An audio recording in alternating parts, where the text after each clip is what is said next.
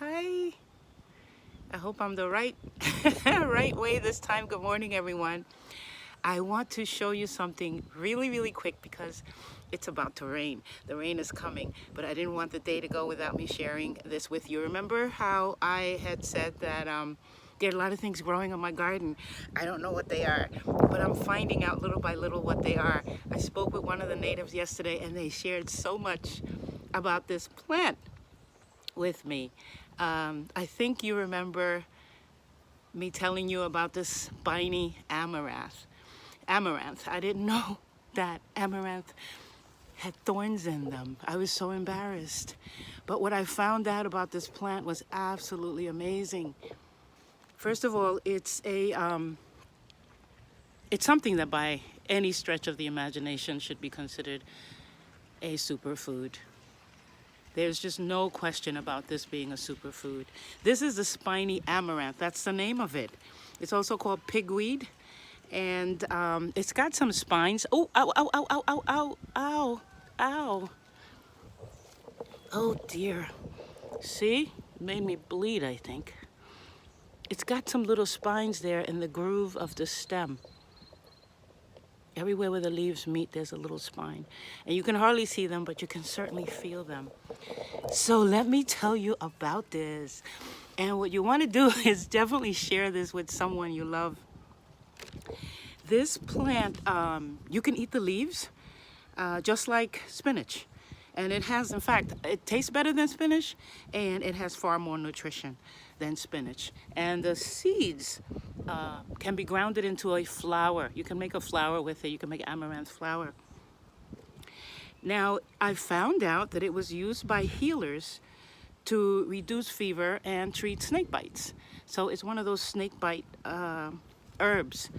But the part that I found really fascinating about it is, despite the fact that it stings you and makes you bleed, it's an astringent that is used to stop bleeding. So we can use the mashed up leaves to control bleeding, both externally and internally, because you can take the tea to help with strong periods, strong menses. Natives would use a leaf, like for a nosebleed, you take one leaf and you smash it up and you put it in your nostril to stop nose bleedings. It's a fascinating plant. I'm going to tell you a lot more about this, and of course I'm going to do a video that's more extensive about the nutritional benefits and the whole importance of this plant that I was about to cut down. Listen, if you like what you're hearing and what you're seeing, please smash the like button, like right now, and subscribe to my channel if you haven't done so already. Also, share these videos with someone you love, and follow me on social media, Arzu Mountain Spirit. Follow me on Instagram. Enough about that. I know you're following me, and just know that I notice and I love you. So let me tell you a little bit more about this plant. You can see the detail in there. Now, it's taken as a tea or eaten as a food, and it contains lots of fats, carbohydrates, very rich in protein, especially for those vegans and vegetarians that don't get enough protein in their diet. This is one of those plants where consuming the leaves or even the seed flour can be beneficial. Very rich in protein. Also has all the B vitamins, B1, B2, B3, B6. Did I say that? Yeah, B1, B2, B3, and B6. Very high in vitamin C and E. It has the mineral content of a superfood. This little spiny, annoying little plant has the mineral content of a superfood. Now, mind you, this isn't the healthiest specimen. I'm going to build a shrine around this plant, and I will be sharing that with you so that it can grow into the majesty that it deserves. It's got calcium, which is good for healthy bones and teeth. And also a good supplement if you are suffering from osteoporosis or any of those bone degenerating or calcium deficient diseases. It's got manganese, so it also helps with regulating or balancing levels of blood sugar, so it's good for people who are healing with diabetes. It contains magnesium, phosphorus, potassium, sodium, and zinc. Remember I shared with you that not all plants contain zinc. Very rarely do we get zinc from a plant. But zinc is one of those essential trace elements. Now, yeah, it can help with diabetes management. It's very high in iron, so it's a good source of iron, and it helps in the production of red blood cells, so it's really good for any type of anemia. And the fact that it has a high vitamin C content, let me get you a little bit closer. The fact that it contains loads of vitamin C means that it helps your body absorb the iron that it has, because a lot of times we take iron but our body cannot absorb it. So this plant has everything in it. It has the iron plus the absorption factor for your body to get the best out of the iron. I'm so happy to be sharing this with you. Let me get you a better angle. And you know the rain is starting to come. So it's also called pigweed or prickly amaranth and a lot of other bad names that they give it. We're just gonna call it the spiny amaranth for now. And I found out the reason it's called pigweed is because when you dig it up, and I'm not gonna dig this one up right now, but if you dig it up, the root looks like the tail of a pig. Now, when you consume this plant, you would eat the leaves. You fix the leaves like a vegetable, just like spinach. Very high in fiber, very, very high in fiber. It also contains vitamin K, so it also contributes to a healthy heart. It's got good, healthy heart medicine. Here are some of the seeds.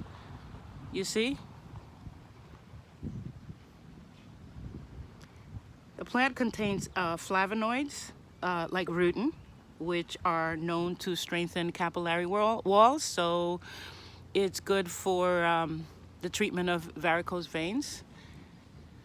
You can also juice the leaves and drink the juice. And I understand from what the natives tell me, it's good for hair growth as well. It contains vitamin A, right? So just like carrots, so it's high in carotenoids. So it's good for the eyes as well. And because of all the chock full of vitamins and nutrients it has in there, it's good for muscle building. All you muscle builders, whether you're trying to put on weight or lose weight, this is a good plant to consume. Now, I'm going to be putting out a video with more extensive information about the prickly amaranth. And if you like what you're seeing, please press the like button. And I will be posting this video in the next few days for you to watch at your leisure and enjoy. Get to know this plant. Get to know this plant. Secret name around here is callaloo. But the callaloo that we eat here doesn't have the spines. So I wasn't really used to it. So people tend to avoid the one with the thorns. But this one is the one that seems to be punched up with most of the nutrients. And I love the fact that it stops bleeding, that it helps to control bleeding. I want to get you a close-up of the leaf so that you see the pattern in it. Now there's another amaranth growing in the garden, which was the one that I preferred. Oh, look at how these guys gather around. Chancapiedras are all around it. I want to show you the other amaranth. Just right on the other side. Now, another time we're going to discuss this guy because I don't know who they are, but they look important. So we're going to put them on the list. And this is another prickly amaranth. See? Callaloo. Again, this one's going to, it's also going to seed. Let's go have a walk around. Let's go have a walkabout. Ooh, gosh, these guys, these guys are getting so big. Okay, we're not gonna bother them. And look, you woke up early enough to find these ones blooming because the past few days we haven't been able to see them. These are the guys that help the pollinators hang around the watermelon. And here we caught a baby watermelon coming in. And a beautiful flower. The pollinators are smart. They're staying away because they know the rain may come. Now, where's that amaranth? You see, this is the one we're used to. They're usually like this. And you see, no spines, no thorns. We can harvest this with ease. Another beautiful plant. This is a celosia. I like the taste of this one. It's a little bit bitter, but I do prefer the bitter, kind of like the arugulas and the wild lettuce greens. I do kind of prefer that little bittery taste to them. So, the rain is starting to sprinkle a little bit, so I'm going to have to say goodbye, but I wanted to share that with you today because I was so excited. So let me know what you think, and thank you so much for your support. I've been getting a lot of feedback. I love your comments. Let me know what you think, love.